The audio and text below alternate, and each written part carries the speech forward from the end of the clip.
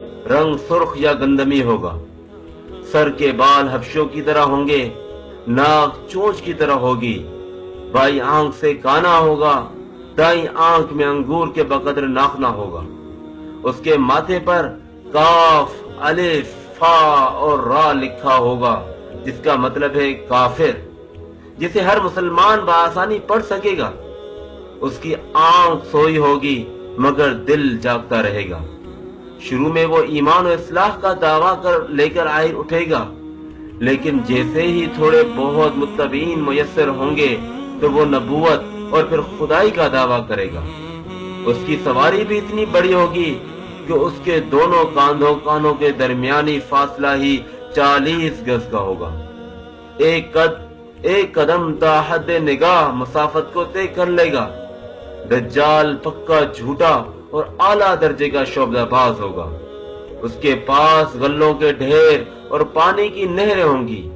जमीन में मदफून तमाम खजाने बाहर निकलकर शहद की मक्खियों की मानंद उसके साथ हो लेंगे। जब कबीला उसकी खुदाई पर ईमान लाएगा, दज्जाल उस पर बारिश बरसा देगा, जिसकी वजह से खाने पीने की चीजें उबल पड़ेंगी, दरख्तों पर फल आ जाएंगे। कुछ लोगों से आकर कहेगा, अगर मैं तुम्हारे माँ बापों को जिंदा कर दूं तो क्या तुम मेरी खुदाई का इकरार करोगे? लोग इस बात में जवाब देंगे, अब दज्जाल के शैतान और उसके चेले उन लोगों के माँ बापों की शक्ल में नमूदार होंगे। नतीजतन बहुत से अफराद ईमान से हाथ धो बैठेंगे।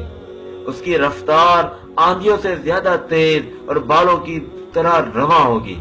वो करिश्मों और शोबदाबाजियों को लेकर दुनिया के हर चप्पा चप्पा को रोंदेगा। तमाम दुश्मनान इस्लाम और दुनिया भर के यहूदी उम्मत मुस्लिमा के बुग़्ज़ में उसकी पुष्ट पनाही कर रहे होंगे। वो मक्का मुअज़्ज़मा में घुसना चाहेगा, मगर फरिश्तों की पहरेदारी की वजह से उधर घुस न पाएगा। इसलिए नामुराद और जलील होकर वापस मदीना मुनव्वरा का रुख करेगा। उस वक्त मदीना मुनव्वरा के 7 दरवाजे होंगे और हर दरवाजे पर फरिश्तों का पहरा होगा, लिहाजा यहाँ भी मुंह की खानी पड़ेगी। उन्हीं दिनों मदीना मुनव्वरा में 3 मरतबा जलजला आएगा, जिससे घबराकर बहुत सारे बेदीन और कमजोर ईमान वाले लोग शहर से निकलकर भाग निकलेंगे। बाहर निकलते ही दज्जाल उन्हें लुकमा तर की तरह निगल लेगा। आखिर एक बुजुर्ग उससे बहस और मुनाजरा के लिए निकलेंगे और खास उसके लश्कर में पहुंचकर उसकी बाबत दरियाफ्त करेंगे। लोगों को उसकी बातें शाख गुजरेंगी, लिहाजा उसके कत्ल का फैसला कर देंगे। मगर चंद अफराद आड़े आकर ये कहकर रोक देंगे कि ये हमारे खुदा यानी दज्जाल की इजाजत के बगैर उसको कत्ल नहीं किया जा सकता।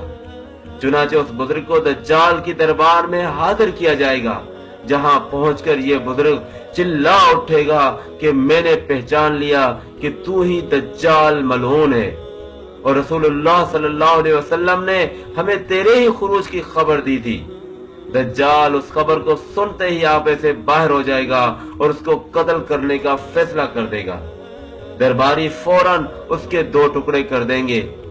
दज्जाल अपने हवारियों से कहेगा कि अब अगर मैं इसको दोबारा जिंदा कर दूं तो क्या तुमको मेरी खुदाई का पुख्ता यकीन हो जाएगा? ये दज्जाली ग्रुप कहेगा कि हम तो पहले ही आपको खुदा मानते हुए आ रहे हैं, अलबत्ता इस मौजिज़े से हमारे यकीन से और इजाफा हो जाएगा। दज्जाल उस बुजुर्ग के 2 टुकड़ों को इकट्ठा करके जिंदा करने की कोशिश करेगा। इधर वो बुजुर्ग बवजह हुक्म इलाही खड़े हो जाएंगे और कहेंगे, अब तो मुझे और ज्यादा यकीन आ गया कि तू ही दज्जाल मलऊन है, और वो झुंझला कर दोबारा उन्हें ज़बह करने का चाहेगा, लेकिन अब उसकी कुदरत सल्ब कर ली जाएगी। दज्जाल शर्मिंदा होकर उन्हें अपनी जहन्नुम में झोंक देगा, लेकिन ये आग उनके लिए ठंडी और गुलजार बन जाएगी। उसके बाद वो शाम का रुख करेगा, लेकिन दमिश्क पहुंचने से पहले ही हजरत मेहदी अलैहिस्सलाम वहां पहुंच चुके होंगे। दज्जाल दुनिया में सिर्फ 40 दिन रहेगा। उसका पहला दिन 1 साल के बराबर, दूसरा दिन 1 महीने के बराबर और तीसरा दिन 1 हफ्ते के बराबर होगा। جبکہ باقی 37 دن عام معمول کے مطابق ہوں گے۔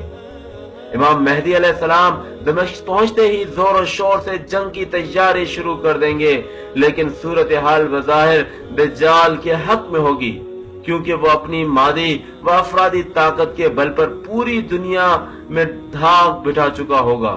اس لیے عسکری طاقت کے اعتبار سے اس کو شکست بظاہر مشکل ہوگی، مگر اللہ کی تائید اور نصرت کا سب کو یقین ہوگا۔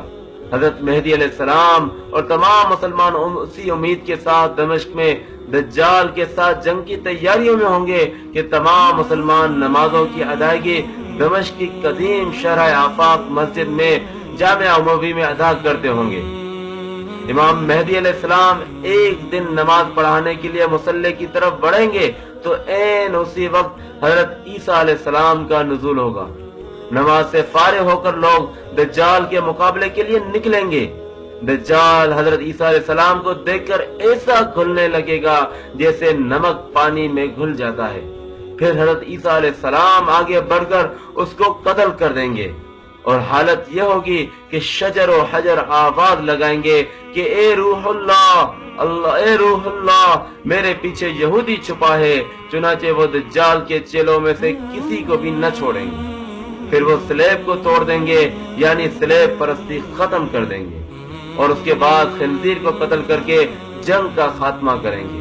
اس کے بعد مال و دولت کی ایسی فراوانی ہوگی کہ اسے کوئی قبول ہی نہ کرے گا، اور لوگ ایسے دیندار ہو جائیں گے کہ ان کے نزدیک ایک سجدہ دنیا وما فیہا اور دنیا کی تمام چیزوں سے بہتر ہوگا۔ یہ قصہ جو صحیح مسلم حدیث کی مستند ترین کتابوں صحیح مسلم، ابن ماجہ، ابو داؤد اور ترمذی اور طبرانی اور حاکم اور احمد میں اسی طرح واقع ہے۔ یاد رہے کہ فتنہ دجال سے آگاہی تمام انبیاء السلام کی سنت ہے، جبکہ یہ آج سنت مٹتی جا رہی ہے اور لوگ دین سے دوری اپناتے جا رہے ہیں، اور ایسے میں دجالی فتنوں کی طرف بڑھتے جا رہے ہیں۔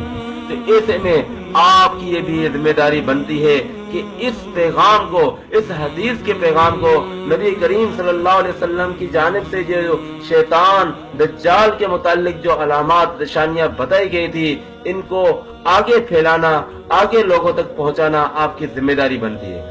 آخر میں آپ سے بس یہی گزارش ہے کہ ایک مرتبہ، کم از کم ایک مرتبہ اس ویڈیو کو شیئر کر کے اس اپنے فریضے اور ذمہ داری کو پوری کر دیں۔